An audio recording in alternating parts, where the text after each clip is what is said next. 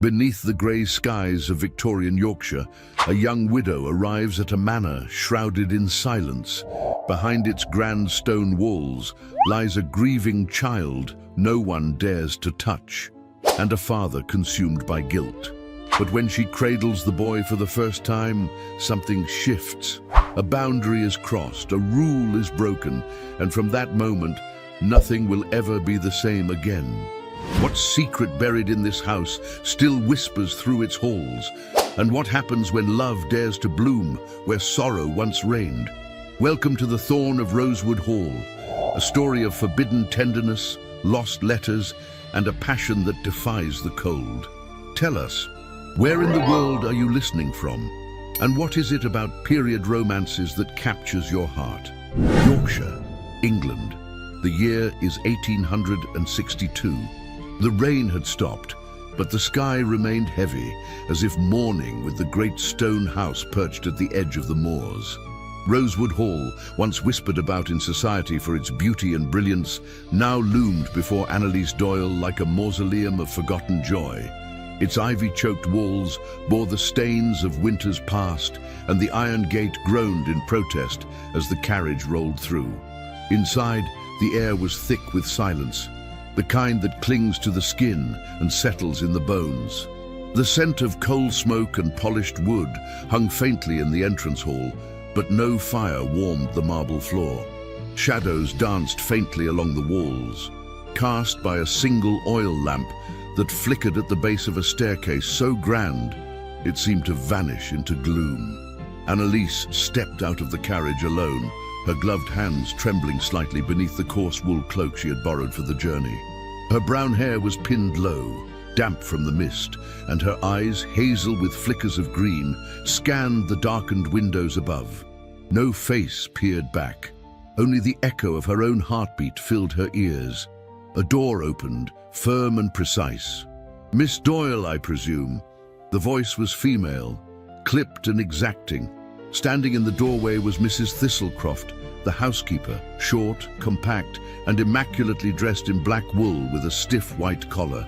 A belt of brass keys jingled faintly at her waist as she appraised Annalise with a glance that weighed and measured, then found her lacking. "Yes," Annalise answered softly, inclining her head.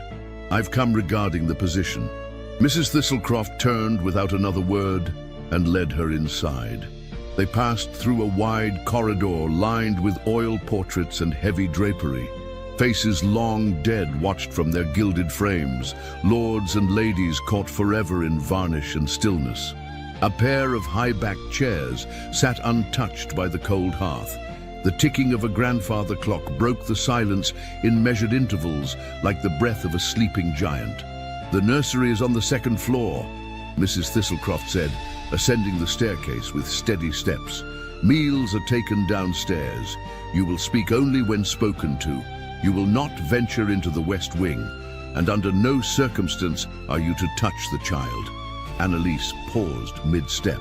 "I beg your pardon?" The housekeeper turned to face her, a faint flicker of something warning, perhaps, passing across her pale face. "You are here to maintain order, not affection," she said. "The boy is delicate. He does not take kindly to unfamiliar hands." A beat of silence passed between them. The house itself seemed to exhale. "I understand," Annalise replied, though something in her chest ached at the thought. The nursery was cold. A small fire had been lit, but it crackled feebly in the grate. Toys sat untouched on high shelves. A cradle carved of dark wood stood in the corner beneath lace-draped curtains that fluttered slightly, though the window was closed. But the room was empty. "You will find your duties listed by the hour," Mrs. Thistlecroft said, placing a folded paper on a small table. "If you have questions, you may direct them to Maggie, the scullery girl. She's young, but she knows her place." With that, she departed, her steps fading like retreating cannon fire down the hall. Annalise removed her gloves slowly, looking around the room. Everything was in perfect order, too perfect, as if no child had ever truly lived here. She touched the edge of the cradle, then quickly withdrew her hand. Later that night, she found her modest quarters tucked beneath the eaves. The wind howled outside, and the candle on her bedside table flickered like a soul trying to speak. Sleep came slowly, and when it did, it was restless. Then came the sound, a cry, soft, distant, like a bird caught in a storm. Annalise sat up, heart pounding. She held her breath, listening. Another cry, higher this time, fragile, repeating.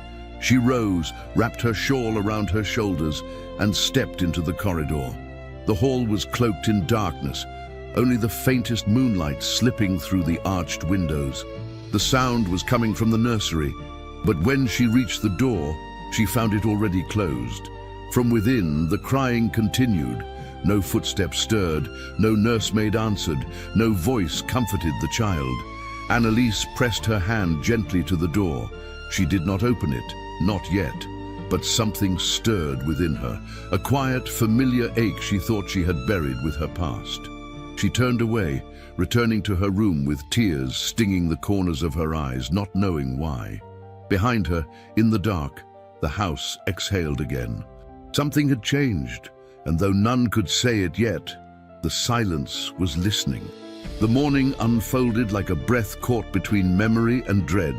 Rosewood Hall did not awaken so much as endure the passing of time, its corridors unmoved by the gentle chime of the drawing-room clock.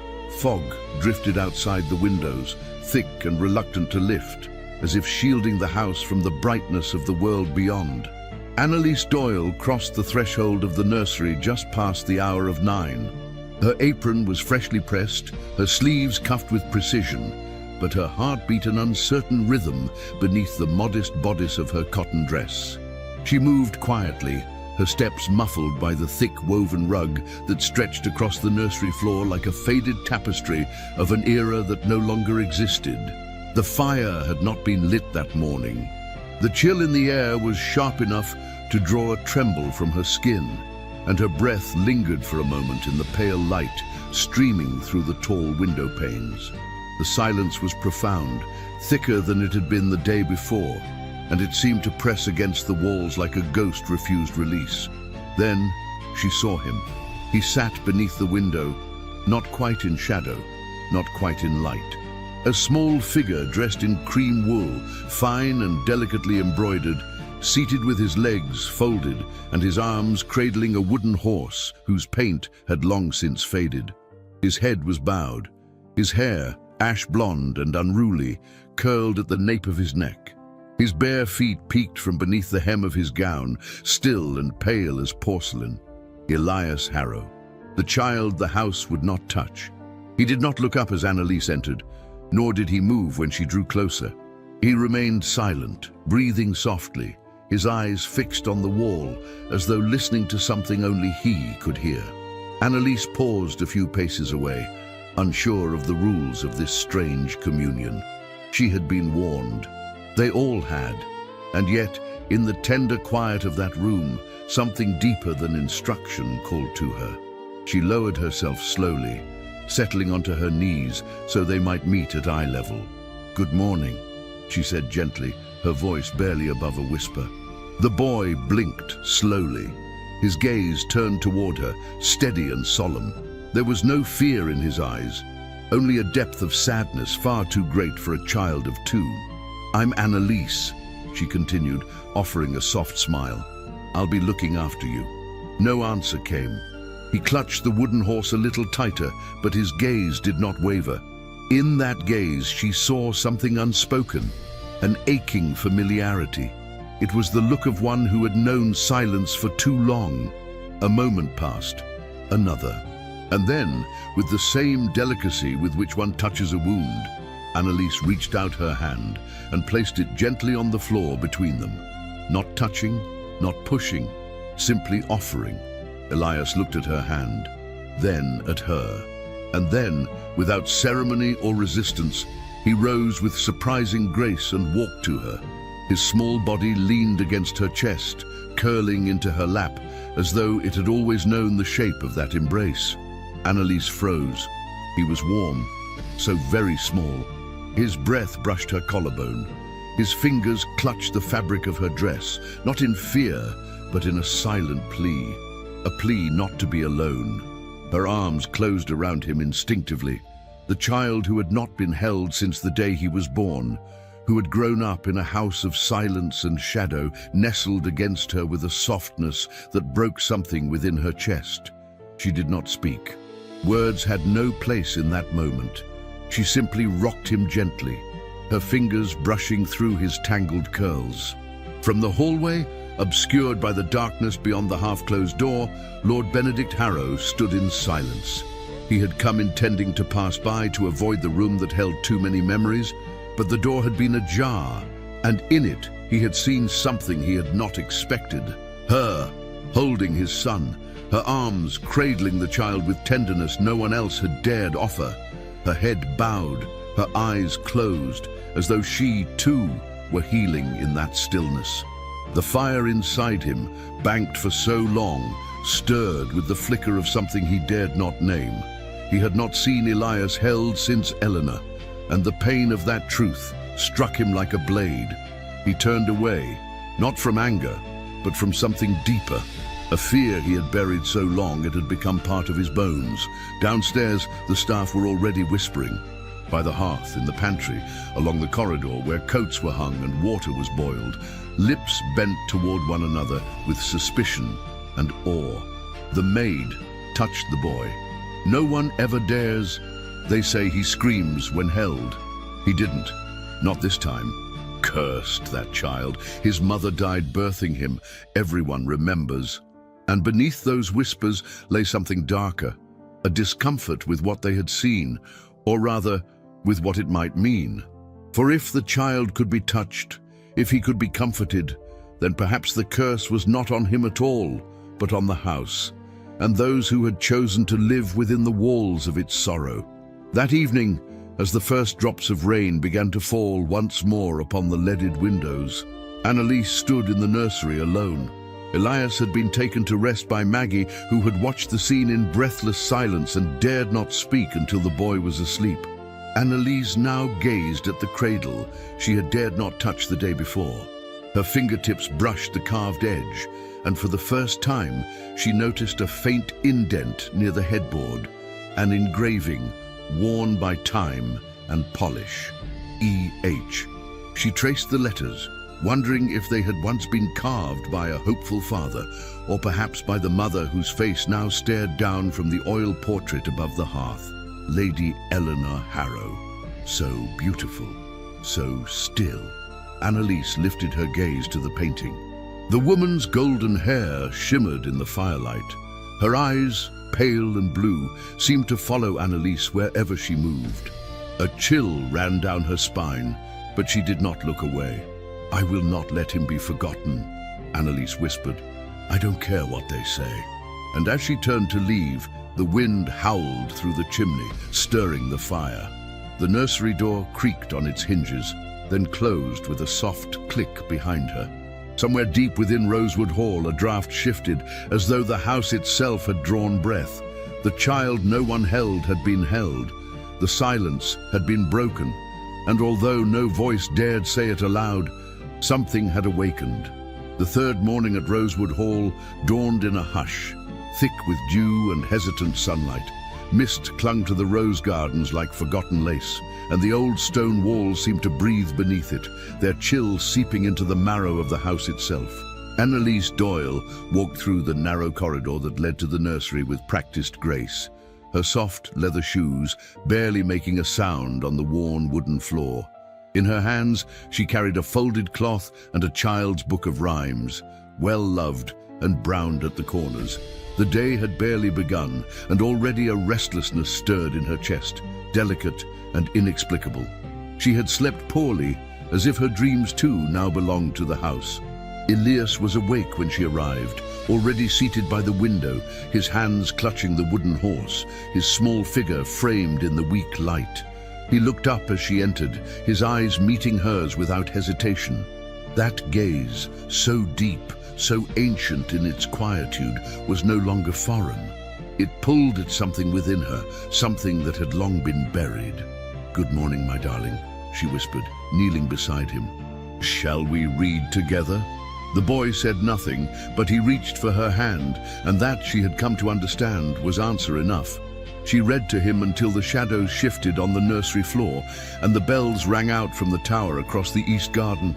It was then that she began to hum, not a song of her childhood, but something simpler, improvised and warm. A lullaby with no name, soft, round notes that floated like petals on a stream. To her astonishment, Elias hummed back, faint, uncertain, but in tune. His eyes closed for a moment, his shoulders relaxed, and that was how Lord Benedict Harrow found them. He stood at the edge of the open nursery door, silent, his figure half shrouded in shadow. He had not intended to stop. He never did. But the sound, that gentle voice, that melody so foreign to the halls of his home, had rooted him in place. The sight before him was almost unbearable. Elias, his son, leaning into the lap of a woman not of his class, not of his world, and yet holding the boy as though she had been born to do so. Benedict's expression was unreadable, carved from restraint, but his eyes betrayed him. They lingered too long on the gentle curve of Annalise's hand as it passed over the boy's hair, on the angle of her shoulders as she bent protectively over the child. There was no fear in her, no calculation, only presence. He stepped forward. His voice, low and even, broke the moment like glass underfoot. "You sing to him." Annalise turned, startled but composed. She rose slowly, lifting Elias in her arms before setting him down to play near the hearth. "I do," she said softly, smoothing the front of her dress. "He listens." Benedict's gaze moved from her face to the boy, and then back again.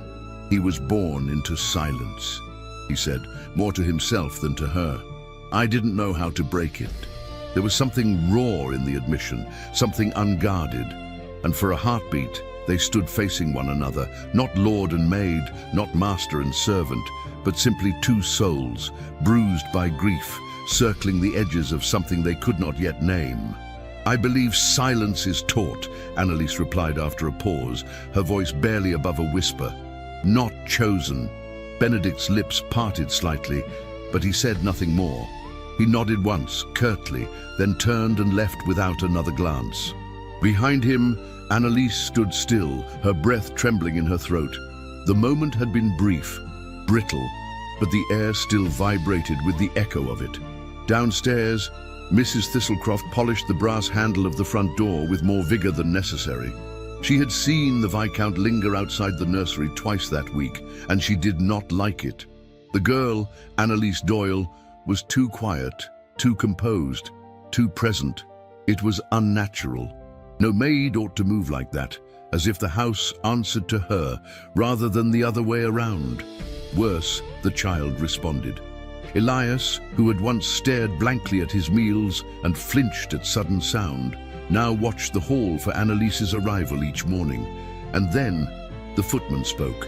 "I recognize her," he muttered as he passed by the parlor. "Saw her name once in a court docket, I swear it. London. A year ago, maybe two." Mrs. Thistlecroft's gaze sharpened. "Mind your tongue," she snapped, though the words had lodged like thorns. She would watch the maid more closely now, and so would others. But in the nursery, all was calm. Annalise sat on the floor beside Elias, watching him fit wooden blocks together with a quiet determination. She marveled at the way his brow furrowed, the way his small fingers moved with careful precision. He made no sound, but the room was full, filled with his presence, with his intent, with his tentative joy. She sang again, softly, the melody new but already familiar. Elias looked up, his pale lashes fluttering, and for the first time he smiled. Small, fleeting, but real. And just as her heart swelled, the door creaked open again.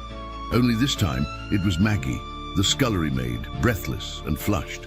"I brought the linen, miss," she said with a curtsy, placing the bundle on the table. "Thank you," Annalise replied, rising to her feet. "You're kind to help." Maggie hesitated, eyes darting to the boy, then to the woman by the hearth. "He never let anyone touch him before," she whispered. "Not even me. And I've been here since he was born." Annalise's expression softened. "Sometimes," she said gently, "we just need someone to wait until we're ready." As the day folded into afternoon and light began to fall in slants across the nursery floor, Lord Benedict stood in the library, unmoving, staring into the embers of a dying fire. His hands were clasped behind his back, his shoulders tight with tension. He had heard the rumors, the footman's murmurs, the whispers in the servant halls. Annalise Doyle, the widow. Her name had floated once through the courtrooms of London like smoke, associated not with scandal, but with sorrow. A man gone bankrupt, a death, a trial with no resolution. He knew he should keep his distance, and yet he had never seen his son reach for anyone, never heard laughter in that room, never heard a lullaby echo through those halls, and now he had.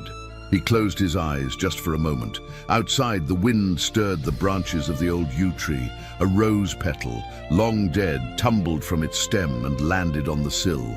The nursery had awakened, and so had something else, something far more dangerous, something he no longer knew how to silence. It began with laughter, not loud, not wild, but small and wondrous, like the first tremble of music in a long-forgotten ballroom. It came in the stillness of mid-morning, when the sun was trying to part the grey clouds over Yorkshire, and a shy warmth crept through the tall windows of the nursery.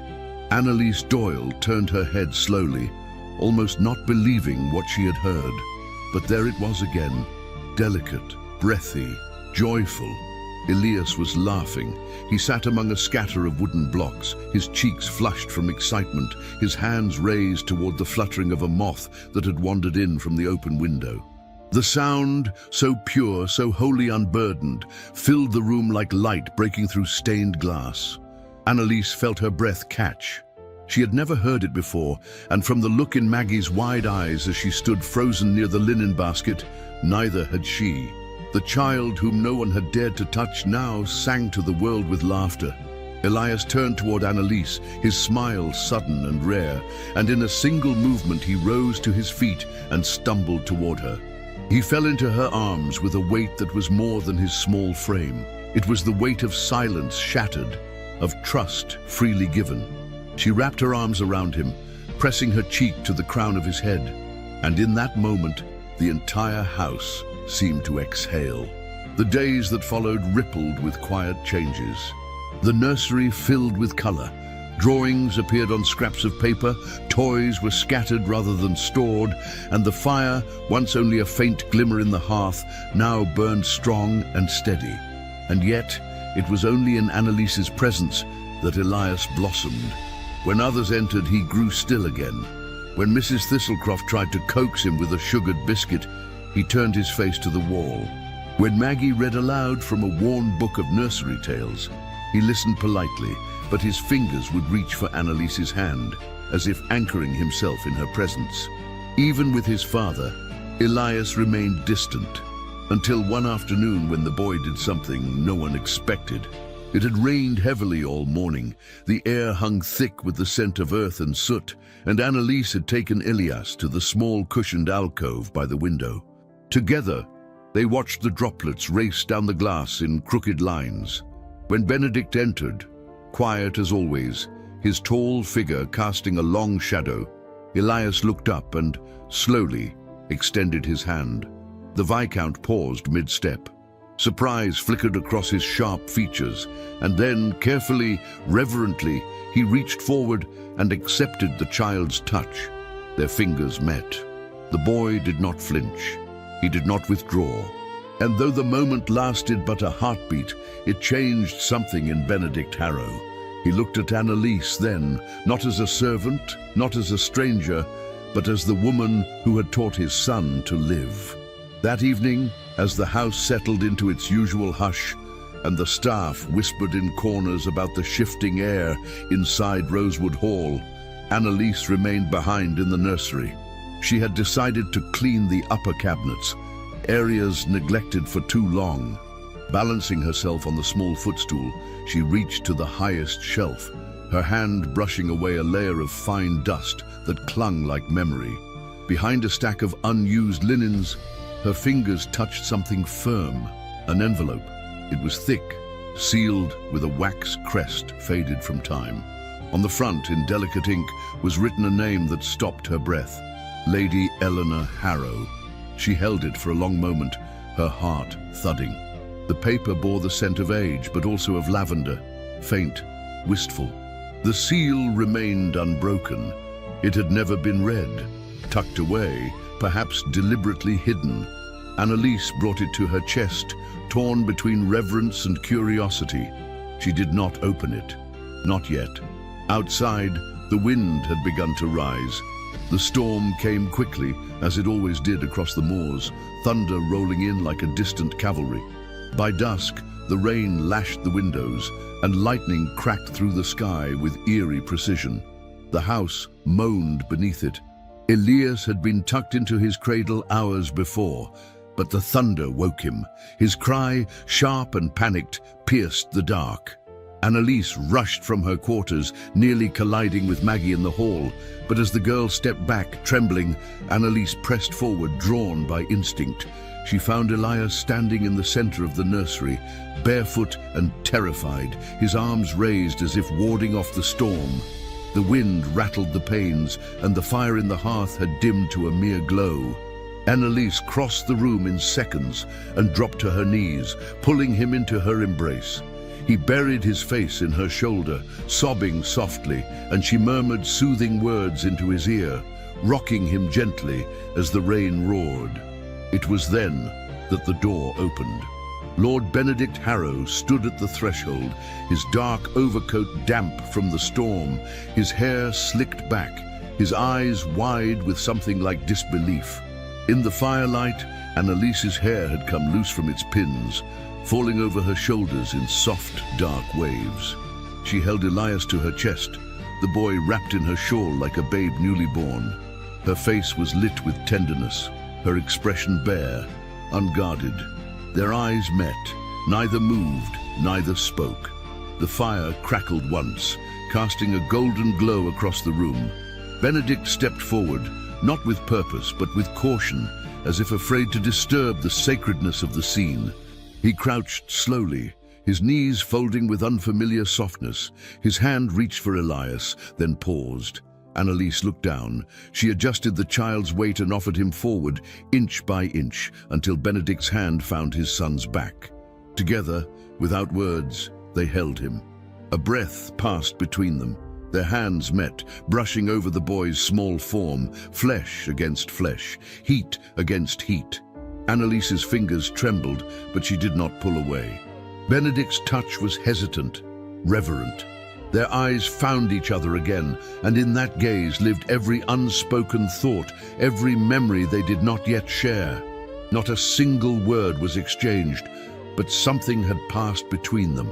When the thunder rumbled again, neither flinched. When Elias finally fell asleep in his father's arms, his tiny breath even and calm, Annalise stood and moved aside. Benedict rose slowly, carrying his son toward the cradle. He laid him down with care, covering him with the soft woolen blanket Annalise had stitched the day before.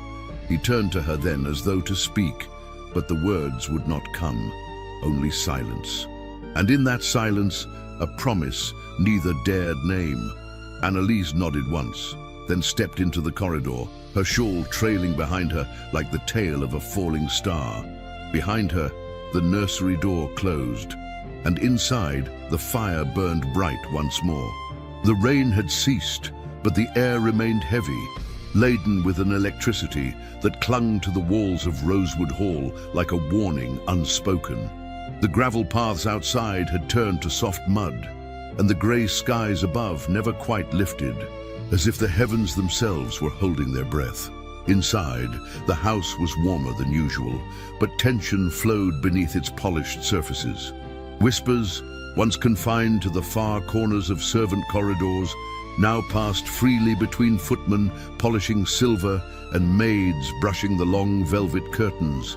The name on their tongues, Annalise Doyle, no longer belonged to a stranger. "I swear I've seen her before," muttered a footman by the back stairs. "A court record. London. Her husband drank himself to ruin, left her with debt and disgrace. Some say he even... Hush, warned another, eyes glancing toward the shadows. She's not just any maid. Have you seen the way his lordship looks at her? They had, and that was the problem. Annalise herself felt the shift, though no one had spoken directly to her. Doors took longer to open when she approached. Conversations faltered as she passed.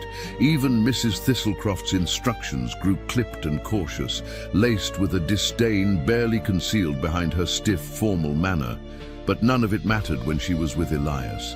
In the nursery, the world softened. The boy's hands had grown more confident. He built towers of wooden blocks and watched them fall with squeals of delight. He began to hum to himself, echoing the lullabies Annalise sang in the quiet hours of afternoon. And once, just once, he reached for her cheek with a smile so pure, so radiant, that it erased the entire weight of her past. Yet outside that room, the walls of Rosewood Hall whispered, and then Lady Honoria Ashcombe arrived. The carriage rolled up the front drive just past noon, its wheels gleaming despite the mud. 2 footmen assisted her exit. She descended with a grace honed by years of expectation, her gloved hand barely brushing their arms. Her emerald green traveling gown clung elegantly to her tall frame, and her feathered hat tilted at the perfect angle to obscure half of her face. But not her eyes. Her eyes missed nothing. "Lady Ashcombe," Benedict greeted her in the entryway, his voice as composed as always. "I trust your journey from London was uneventful." "Uneventful, yes," she replied, removing one glove with calculated slowness. "Though the countryside has a way of unsettling one's sense of scale. Everything here feels smaller, except, perhaps, the silences." He did not answer her barbed compliment. Instead, he offered his arm, and together they entered the drawing room. From the shadows of the hallway, Annalise watched them, her hands gripping the linen she carried. Lady Honoria's beauty was undeniable. Her presence commanded attention without ever demanding it. But it was her glance, sharp, swift, and cool, that settled on Annalise as she passed, and in that instant Annalise knew. She knows. The first confrontation came at dinner. The household had been stirred into a quiet frenzy. Silver was polished twice. Candles were trimmed and replaced. Wine decanters were dusted with trembling hands. The long dining table gleamed like a mirror, and beneath the chandeliers, tension simmered like water on the verge of boiling. Benedict sat at the head, his expression unreadable. Lady Honoria sat at his right, her gloved hand resting lightly on the edge of her wineglass. The servants stood ready, silent shadows moving with practiced grace. Annalise had not expected to be summoned. She had remained in the kitchen, drying her hands and assisting Maggie with the bread, when Mrs. Thistlecroft entered with a pinched face and a single order. "You will serve tonight, at table." The weight of those words fell hard. It was not protocol. It was not necessary. It was punishment. Annalise stood at Benedict's left, pouring wine with steady hands. She did not look at him. He did not look at her, but Lady Honoria did. "My, how thoroughly trained your new staff are," she said lightly, eyes never leaving Annalise's face, "and so very composed." Benedict said nothing. The silence that followed was thunderous. Annalise bowed her head and retreated to the shadows. Later that night, the kitchen was empty. The fire had burned low. The walls were hushed with absence. Annalise sat at the worn wooden table, her hands trembling around a cup of tea long gone cold. The tears had come slowly, one at a time, like drops of rain before a storm. But now they would not stop. She had not wept for her husband. She had not wept in court when her name was dragged through ash and dirt. But tonight, in the stillness of a grand house that would never truly be hers, she allowed herself to break. Her sobs were soft, but they echoed, not in sound, but in memory. She did not notice Maggie standing at the doorway. The girl said nothing. She walked quietly across the room and placed a hand on Annalise's shoulder. Then, wordlessly, she retrieved a candle. and together they walked back to the servants' quarters. At dawn, the storm had passed. The air was crisp, the sky washed clean by the night's rain. Sunlight crept timidly across the east-facing windows. When Annalise entered the nursery, she paused at the threshold. On the sill, resting above the cradle, lay a single white rose. Fresh, fragrant, unmistakable. There was no note, no explanation, but she knew. Her fingers trembled as she touched its stem, and something in her chest, tightened the night before, softened with warmth she dared not name. Later that morning, while Elias played with a small wooden horse by the hearth, Annalise removed the envelope she had hidden in the bottom of her trunk. Lady Eleanor Harrow. The name stared back at her. She had not opened it. She still could not. But her hands shook as she laid it on the windowsill. Maggie entered a moment later with a bundle of fresh towels.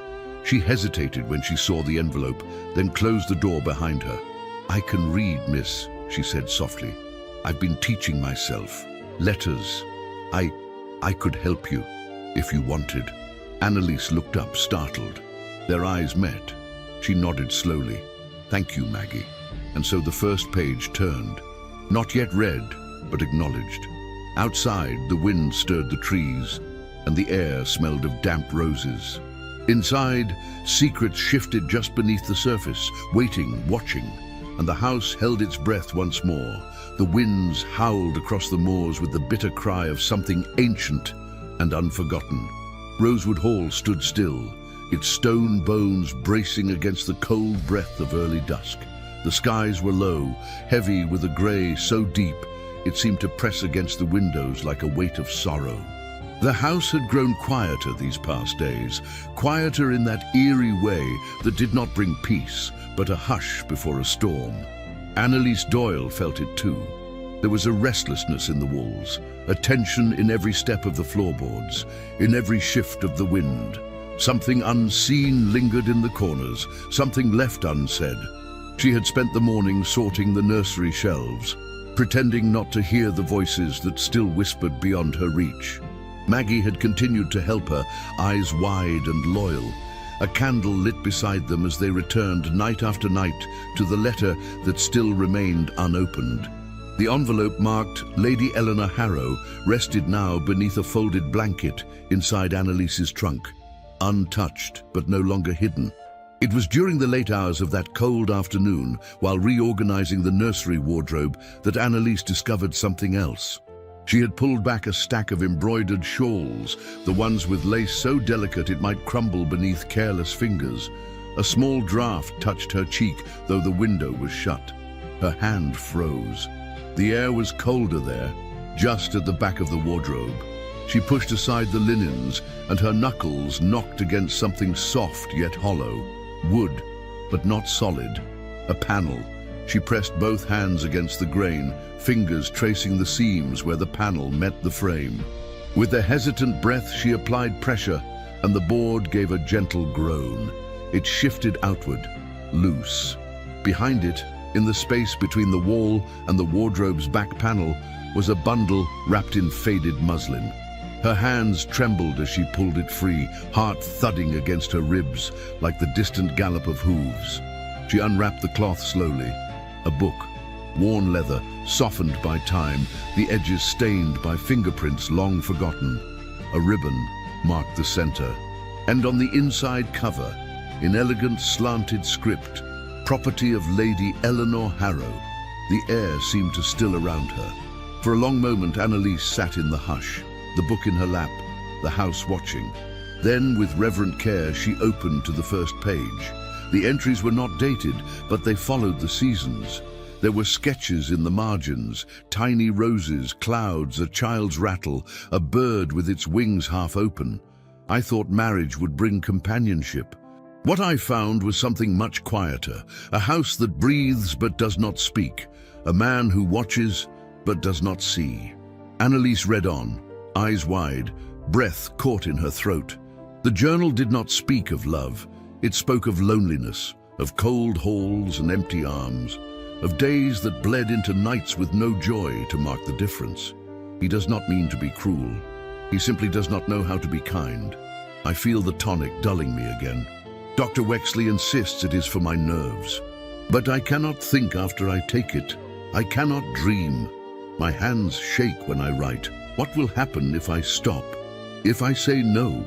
I miss the sound of my own laughter. Annalise pressed her fingers to her lips, her heart aching with each word. The entries became more disjointed as the journal progressed. The handwriting grew uneven. The final pages were blotched with tears, or perhaps ink spilled by a trembling hand.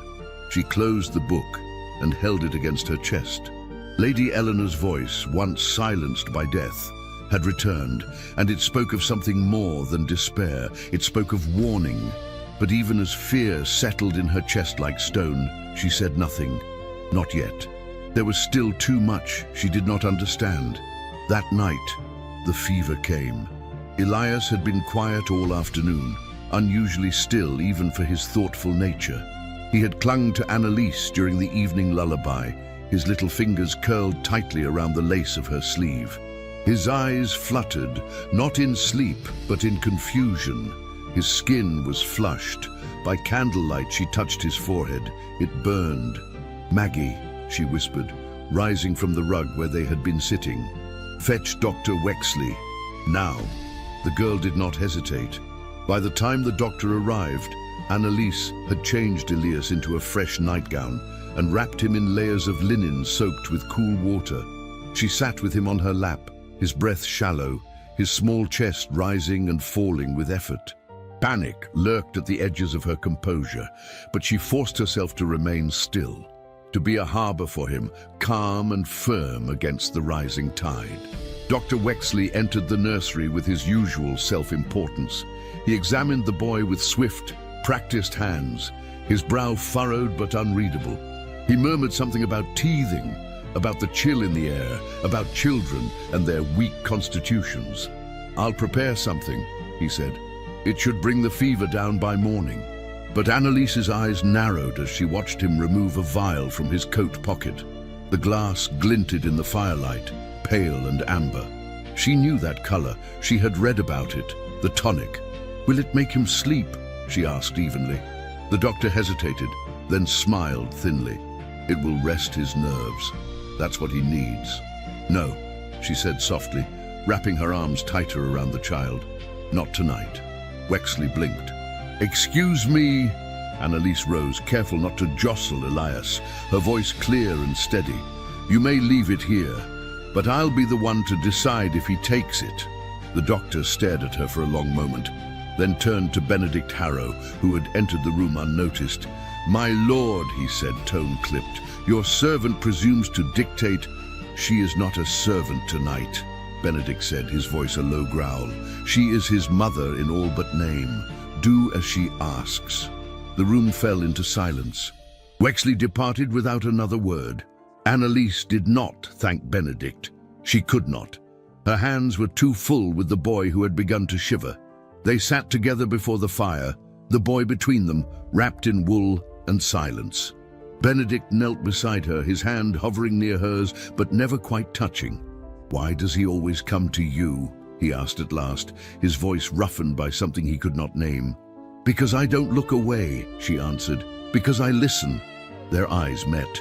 The space between them closed slowly, breath by breath.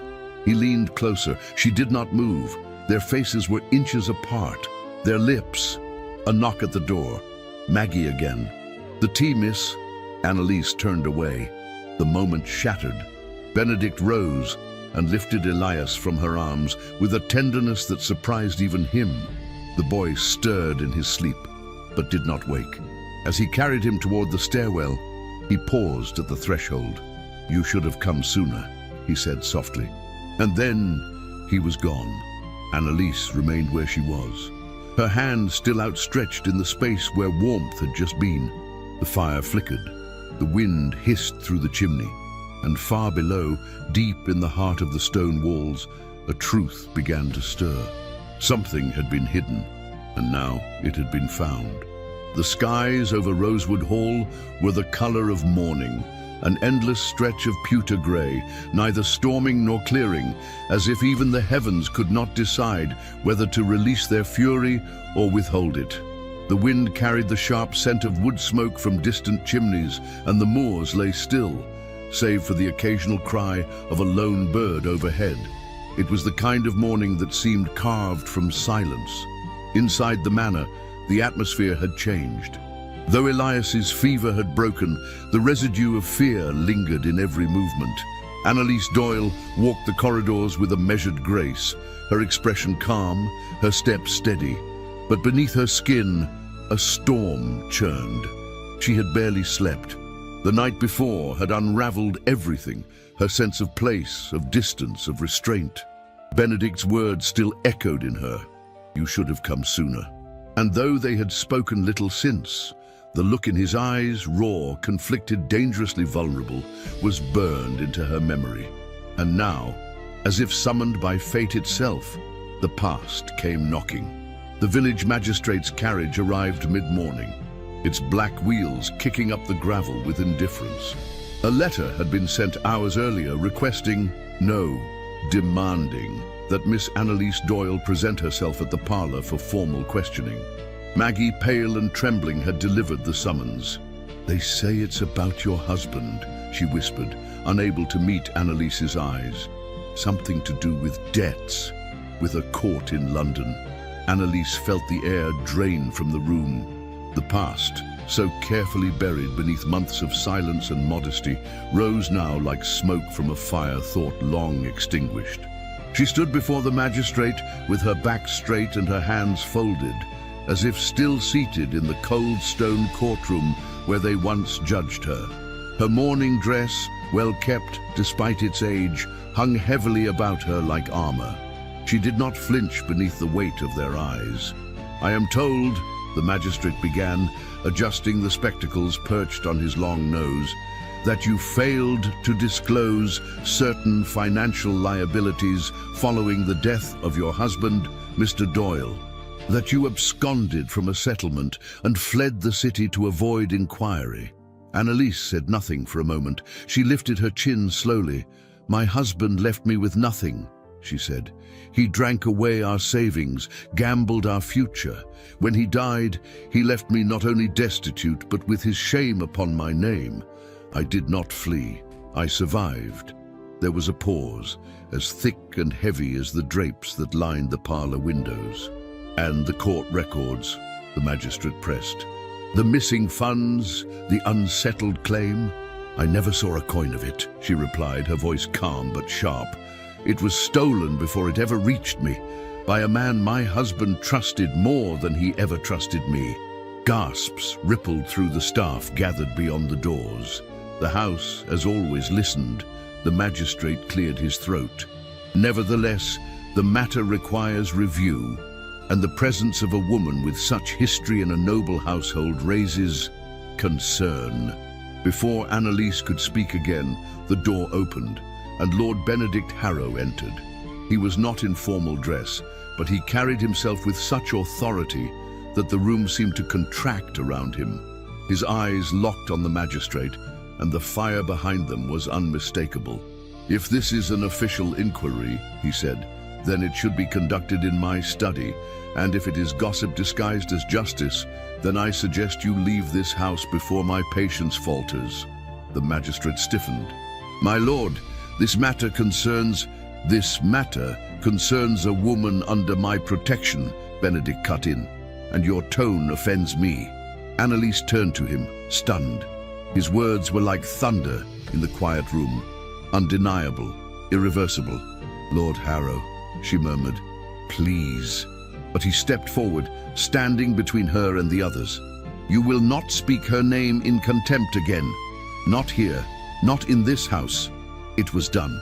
In that moment, with the eyes of rosewood upon him, he had aligned himself with her, not as a master to his maid, not as a benefactor to the fallen, but as a man to a woman who had earned his respect, and perhaps something more. The magistrate, red-faced and rattled, muttered something about a written report and hastily took his leave. The staff scattered like leaves in the wind, too stunned to whisper. Only Annalise remained, standing in the echo of what had just occurred. She did not thank him. He did not ask her to. That night, the house felt too still. The candles seemed to flicker with hesitation. The fire in the library burned low but steady, casting long golden shadows against the velvet drapes and shelves of untouched books. Annalise entered the room just past midnight. She had not been summoned. She had not knocked. He stood near the fireplace, a glass of untouched brandy in his hand, his gaze fixed on the flames. "I'm sorry," she said softly, her voice trembling despite her will. He turned slowly, as if her presence surprised him, not because she had come, but because she had come now. "You shouldn't be," he replied. "You've risked everything," she said, stepping closer. "Your name, your standing." He looked at her then, fully, without armor, without distance. What is a name, Annalise, if it is not spoken with truth? Silence settled between them, not cold, not empty, charged. She approached him, her fingers brushing the edge of the desk, her breath quickened by the weight of the unsaid. And then he reached for her. No force, no haste, just the warmth of his hand finding hers. Their eyes met. A question passed between them, one not spoken but understood. He drew her near, their foreheads touching, the air between them heavy with things neither dared voice. When their lips met, it was not in fire or fury, it was in recognition. A joining of two souls, long denied, long silenced. They kissed once, then again, gently, desperately, and when they parted, it was only to breathe. Later, as she stood in the doorway of the nursery, drawn by instinct, Annalise heard a small voice. "Mama," her heart clenched. Elias stood in his crib, arms outstretched, eyes wide with sleepy wonder. "Mama," he whispered again. She crossed the room and gathered him into her arms, tears filling her eyes as his head fell against her shoulder. Behind her, Benedict watched from the doorway, his hand resting against the frame. "He knows," she said without turning. "I know," he answered. But then his voice shifted, quieter, filled with the ache of the world outside these walls. "Our world does not forgive love so freely given." Annalise turned to face him, then let it try to stop us. And in the hush that followed, only the sound of Elias's breath, soft and steady, marked the hour. Beneath the ashes, something new had taken root, and it was burning quietly into life. The days following the magistrate's visit unfurled like pages written in invisible ink, silent, tense, and full of meaning that revealed itself only in moments of stillness. Though Rosewood Hall continued to function with mechanical elegance, something had shifted beneath its surface. A thread had been pulled loose, and now the tapestry strained to hold. Annalise walked the halls with a different weight in her step, her shoulders straighter, her eyes distant. The tenderness of that night in the library still clung to her like the scent of candle wax on her skin, but the warmth had cooled into a question, not of him, of her. Lady Eleanor. The name lingered between the walls, in every portrait, in every unopened door. Her presence, elegant, tragic, and unspoken, hovered like mist that refused to lift. And now the pages of her hidden journal waited once more. Annalise had not dared to return to it until now. But that morning, with the fire lit low, and Elias still asleep in his cradle, she opened the final entries with a steadying breath and trembling fingers. "The tonic dulls my limbs now. I cannot lift a pen without effort. I forget names. I forget days. I think he knows something is wrong, but he says nothing. He leaves the room when I speak. Dr. Wexley says I must take it for the sake of the child, but the more I take, the less I feel, the less I remember. I am losing pieces of myself. I fear one day I will lose them all. I hear my own voice in the nursery, so distant, so unlike mine. Is this what it means to die slowly?" Annalise swallowed the lump in her throat and reached for the sealed letter hidden between the pages of a children's book in the nursery drawer. The paper was yellowed, the wax seal broken by time. She had read it once before with Maggie whispering beside her, but now she read it alone, and the words cut deeper. My dearest, if you are reading this, it is because I have failed to speak the truth aloud. Perhaps I feared you would not believe me, or perhaps I feared you would. Dr. Wexley says I'm fragile, but I am not. I am frightened. There is a difference. The tonic you insist upon has become my prison. It quiets me, yes, but it steals me from myself. And I fear, more than death, I fear that one day I will not remember our son's name. Do not let him grow up in this silence. Do not let him inherit my absence. Forgive me, if you can. Love me, if you still do. Eleanor Annalise closed the letter slowly, tears welling in her eyes. Eleanor's voice, so delicate and lucid in that final plea, echoed through her ribs like a bell struck in grief. The truth was clear now. Eleanor had not died in tranquility. She had been erased, inch, by a poison given under the guise of care. And Benedict, he had not stopped it. Whether by ignorance or by willful blindness, he had failed to see the woman he loved drowning. And now Elias, their son, had been almost given the same thing. Annalise stood abruptly. Her chest burned. Her steps were swift, precise, unyielding. She found him in the east gallery, staring out the tall arched windows, hands clasped behind his back. The winter light bathed his face in cold silver. He turned as she approached. He saw her expression before she spoke. "You knew," she said, her voice low, steady, trembling beneath the surface. "You must have known something was wrong. The way she looked at you, the way she stopped writing, the way her hands shook." Benedict's brow furrowed. "Annalise, she begged you," she went on, pressing the letter into his hands. "She begged you in words she never dared to speak aloud. She trusted you to protect her, and you let her fade away." He opened the letter. As he read, the blood drained from his face. The silence that followed was long. His hands trembled. "I never saw this," he said finally, his voice hollow.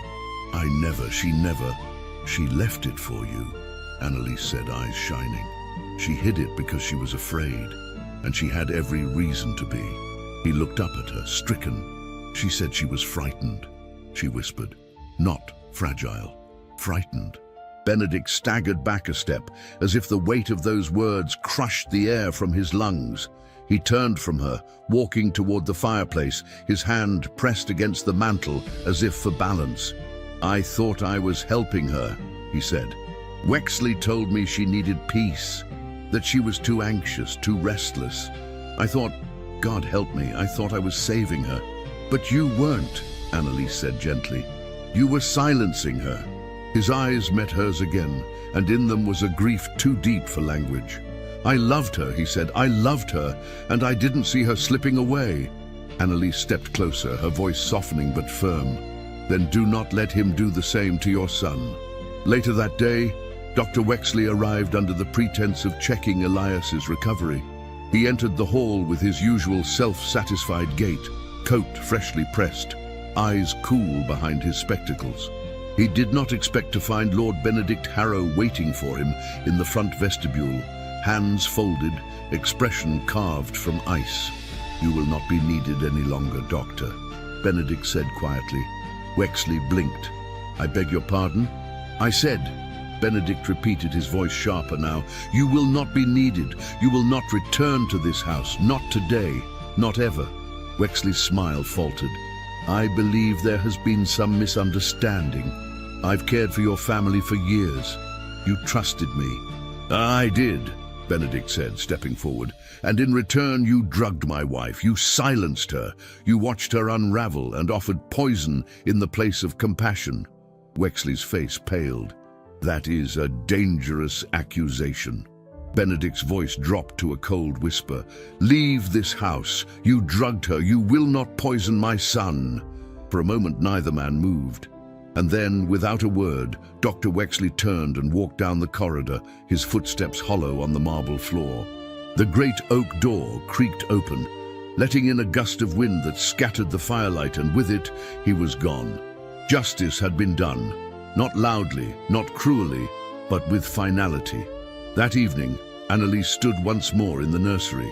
Elias slept peacefully beneath a quilt she had stitched by hand, his breath steady, his brow cool. The fire crackled softly. The shadows no longer felt threatening. Benedict entered silently, his posture weary, his face drawn. "I found the rest of her letters," he said, "locked in the drawer of her escritoire. I hadn't opened it since she passed." Annalise looked at him, waiting. "She wrote them for me," he said. "Every month, each one darker than the last. I never read a word. I told myself it was too soon, that grief had its own time." He met her gaze. "I was wrong." She walked toward him slowly. When she reached him, she placed her hand over his heart.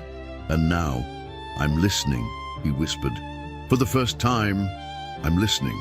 Outside, the wind had stilled. Inside, the silence was no longer empty. It was full of truths that had long gone unsaid, of wounds no longer hidden, of love that might one day begin again. And from the cradle, the child slept on, peacefully, without fever, without fear. At last, the ghosts of Rosewood Hall were beginning to rest. The frost arrived quietly. Overnight, the landscape around Rosewood Hall had transformed into a world of silver and glass. The moors stretched white and brittle beneath a sky drained of color, and icicles hung from the stone balustrades like daggers forged from silence. Inside the manor, fires crackled in every hearth, but even flame seemed reluctant to challenge the cold. Annalise Doyle stood at the nursery window with Elias resting against her shoulder. He had not spoken that morning, only curled into her lap as if sensing something no one had yet named.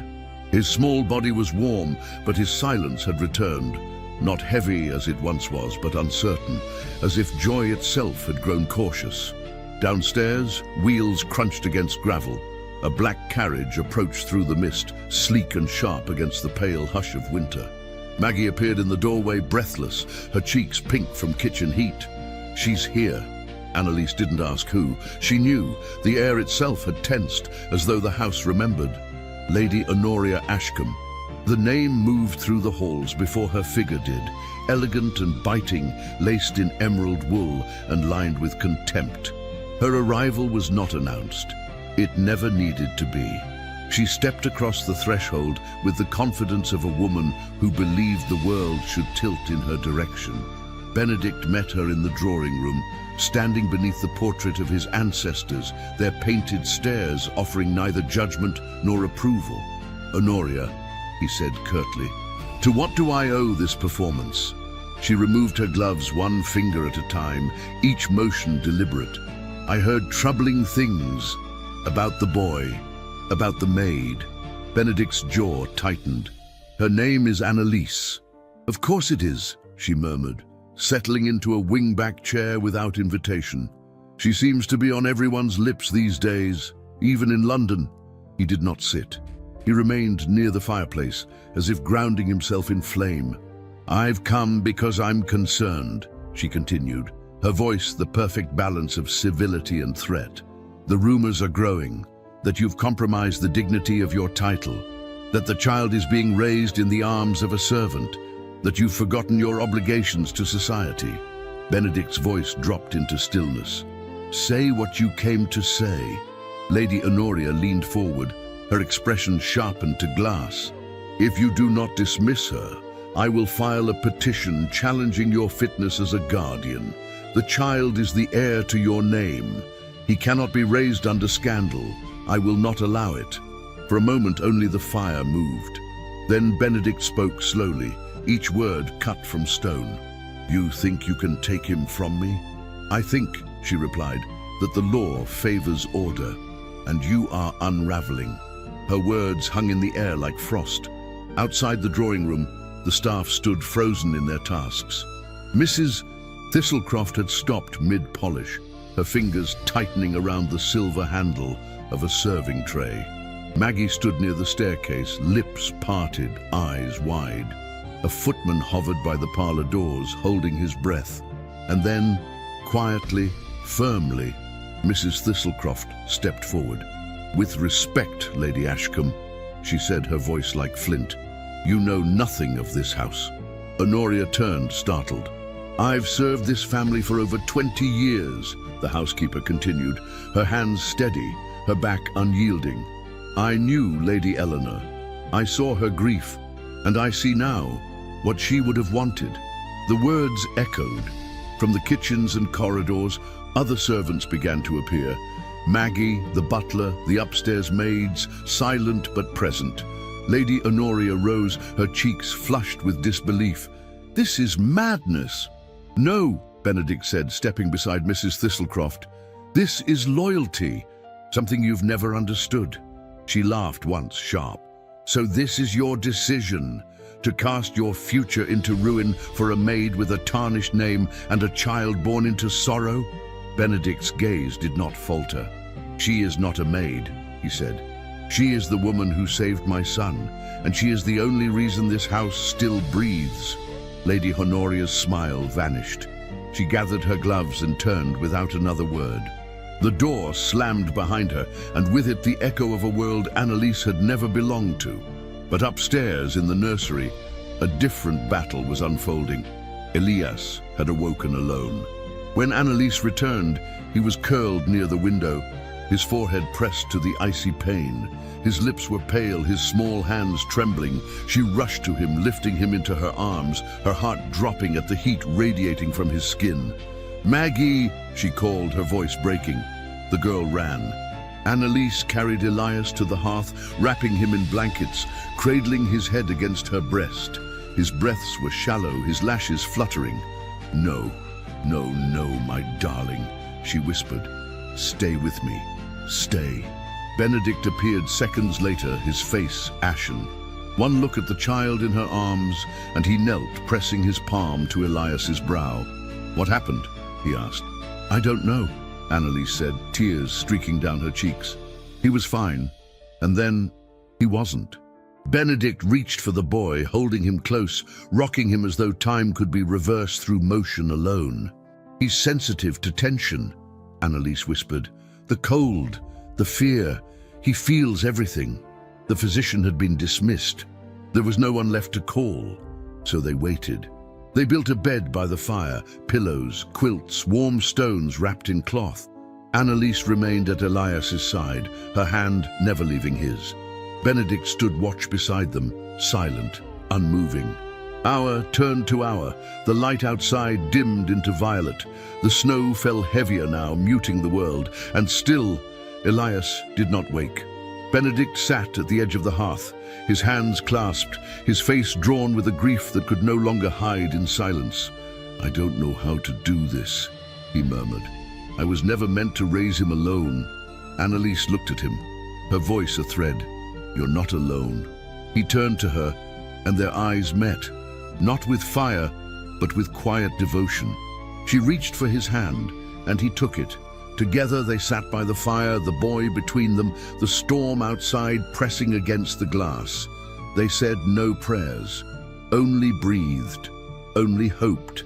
And in the hush of that winter evening, the judgment passed over Rosewood Hall, not by law, not by society, but by love. And love, though quiet, held its ground. The night surrendered slowly. Beyond the frost-kissed windows of Rosewood Hall, the world remained hushed, cloaked in the last veil of darkness. Snow blanketed the grounds like untouched linen, and the sky, once a flat expanse of steel, now hinted at the faintest promise of light. Dawn stirred at the edges of the earth, golden and fragile. Inside the nursery, the fire had not gone out. Annalise sat where she had been for hours, her back curved protectively around Elias, her fingers entwined with his small, cooling hand. She had not moved, save for the occasional soft hum of a lullaby, more prayer than song. Her eyes were heavy, but sleep had not come, not while he lay so still. Beside her, Lord Benedict Harrow sat on the hearthrug, his coat draped over his shoulders, his hands resting on his knees. He, too, had not slept. The silence between them had become its own language, unspoken, sacred. It was the silence of watchfulness, of love held with breath. Then came the sound, a whisper at first, the rustling of sheets, a faint exhale. Annalise lifted her head. Elias stirred. His fingers moved, just slightly, tightening around hers. "Elias," she whispered, too afraid to hope. His lashes fluttered. His eyes opened, pale and glassy but clear. He looked at her, his lips parted. "Mama," a breath caught in her chest. Then he turned his head, slowly, with effort, and looked toward Benedict. "Papa." Benedict closed his eyes for a moment, his jaw clenched, his breath unsteady. And then, in one silent, perfect instant, the world returned to color. Annalise pressed a kiss to Elias's forehead, tears spilling freely now, warm and quiet. Benedict leaned forward, touching his son's hand, his expression shattered and whole all at once. Outside the window, the first light of day broke over the hills, golden and soft. Winter had not ended, but something else had begun. 3 weeks later, the transformation was complete. Rosewood Hall, once a monument to grief, now shimmered with the breath of life. Curtains were drawn back to welcome the sun. Fires danced in every hearth. The halls echoed not with ghosts, but with footsteps and voices and laughter. The nursery had changed too. There were books stacked on the sill, ribbons of color pinned along the walls, and fresh roses, always white, resting in a glass jar near the cradle. Elias no longer flinched at noise. He ran through the corridors in soft boots, his curls tousled and free, his laughter a melody that carried across the moors. And in the heart of it all, Annalise stood, not as a maid, not as a visitor, but as a woman who had made this house her own. She walked the halls with purpose now. She sat at the head of the nursery table during tea with Maggie and the other girls. She stitched curtains in the morning light and told stories by candlelight. She had not forgotten who she was, but she had at last been allowed to become more. It was on a quiet morning in the private chapel of Rosewood Hall that she became everything. There was no orchestra, no crowd, no fanfare, only a few souls gathered within the stone sanctuary warmed by candlelight. Maggie stood beside Elias, holding his hand, her eyes wide with emotion. Mrs. Thistlecroft sat rigid in the front pew, her hands folded tightly in her lap, but her sternness softened by the faintest trace of a smile. Benedict stood at the altar, dressed not in grandeur, but in a dark, elegant coat that fit him like a memory reclaimed. He looked not like a viscount, but like a man reborn, one who had walked through grief and chosen love. Annalise entered with no veil, no escort. Her dress was modest, made of ivory muslin and trimmed with lace. Her hair was pinned in a simple twist, a single white rose nestled behind her ear. Their eyes met. No words passed between them. None were needed. The vows were spoken in low voices, meant not for spectacle, but for truth. When Benedict took her hand, it was not with possession, but with reverence. When Annalise answered, it was not with fear, but with quiet power. I do. I do. It was done. And yet, it had only just begun. Afterward, they returned not to a ballroom, but to the nursery. Elias waited for them there, already tugging at Maggie's sleeve, pointing toward the window, eager to show them the frost drawings on the glass.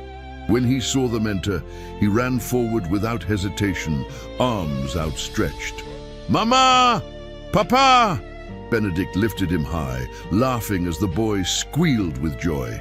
Annalise reached for them both, and in that embrace, the family that had once been fractured found its shape. That evening, the household gathered in the dining hall, not in service, but in celebration. Maggie, red-cheeked and beaming, was introduced not only as a friend, but as Elias's nursemaid, entrusted with his care and joy. She glowed with pride. Mrs. Thistlecroft raised a glass, not to duty, not to rank, but to home. "To the house that breathes again," she said. The days that followed were gentle. There were no more ghosts in the hallways, only memory, honored, but no longer haunting. Benedict resumed his duties as landowner, but he returned each evening with hands eager to hold his son, and a voice softened by love. Annalise filled the manor with music, with warmth, with something no title could bestow. And on one clear morning, with frost glittering on the windows and laughter echoing from the nursery, Benedict entered the sitting room where Annalise sat, stitching by the fire. He walked behind her, placed a hand gently on her shoulder, and held up a small white rose he had plucked from the winter garden. "It bloomed through the ice," he said. She smiled and tilted her head. He tucked the rose behind her ear. "It's not the first," she whispered, her hand finding his. "No," he said, bending to kiss her forehead, "but it's the one that stays." In the reflection of the glass, they stood together, man, woman, child, no longer broken, no longer waiting. And so Rosewood Hall, once a monument to sorrow, became a house of life, of breath, of love restored. And in the hush that followed the last note of silence, the world exhaled. Finally, the moors had changed. Not in shape or color, for the heather still painted the hills in muted purples each spring, and the wind still carried the wild, sharp perfume of the northern air. But the silence had softened. The echo that once haunted Rosewood Hall had long since been replaced by laughter, music, and the steady rhythm of lives well lived. 8 winters had passed.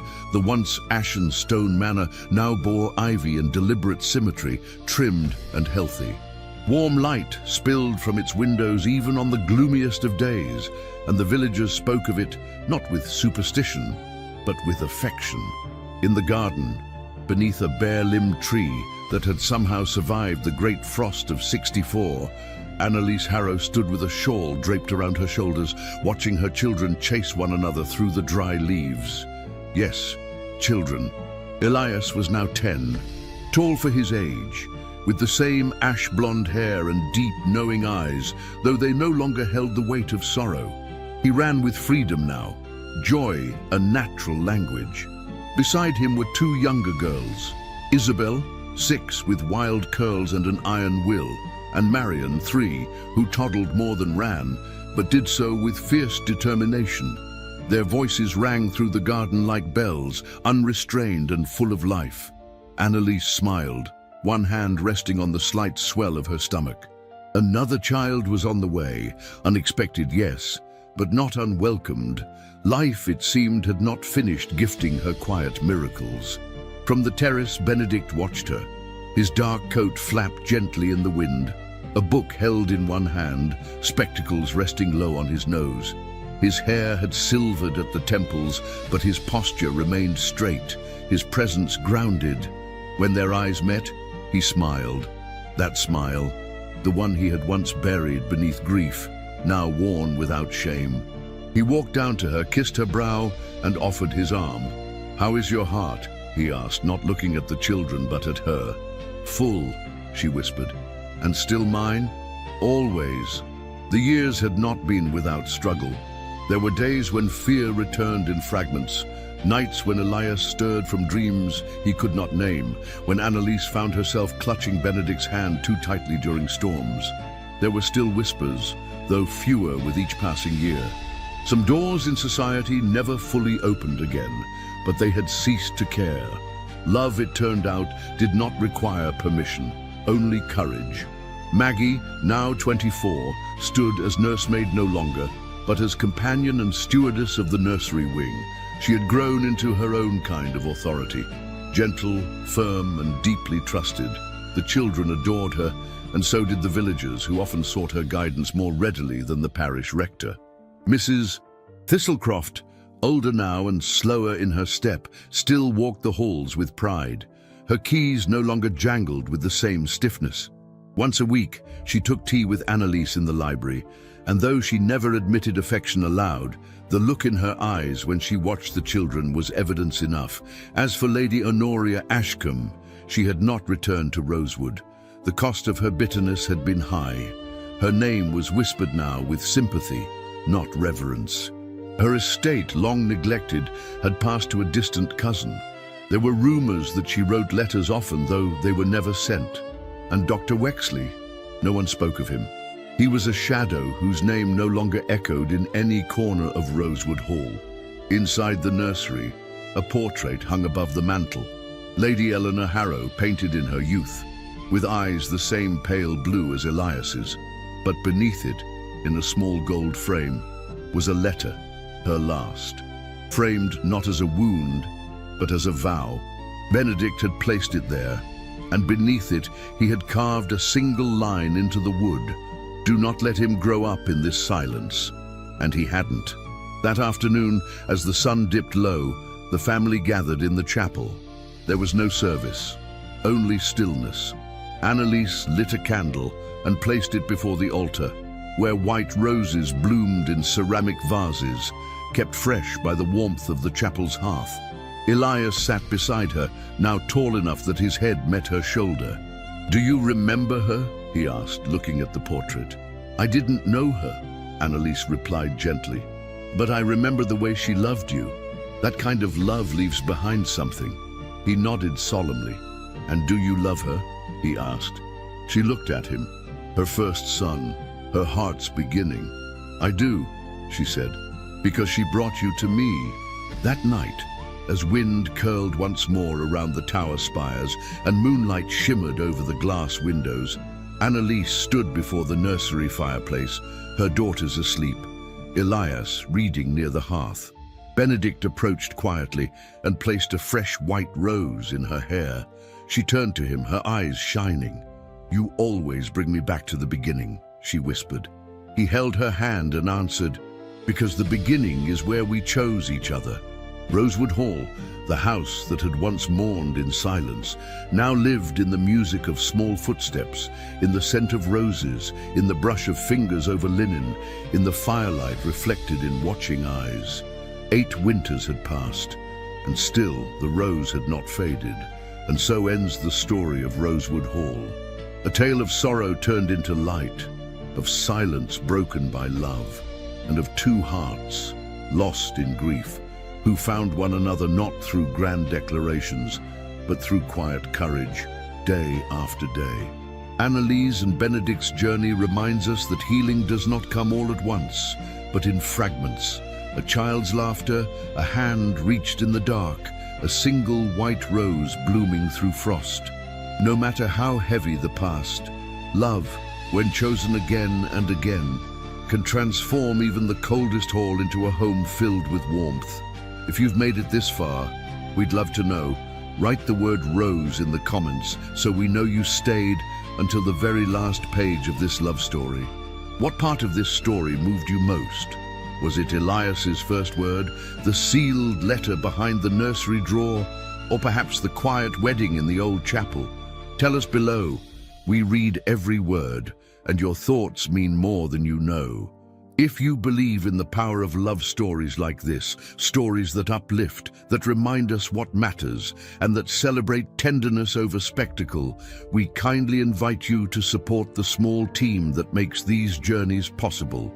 You can send a super thanks with any amount that feels right to you. It helps us continue crafting historical romances with soul, depth, and heart. And if that's not possible right now, sharing this story with a friend or loved one is another beautiful way to help our little community grow. Before you go, don't miss the other stories I've left for you in the cards. They're full of passion, mystery, and unforgettable characters waiting to be discovered. Thank you for walking with us through the frost and fire of the Thorn of Rosewood Hall. May its echoes stay with you long after the final line.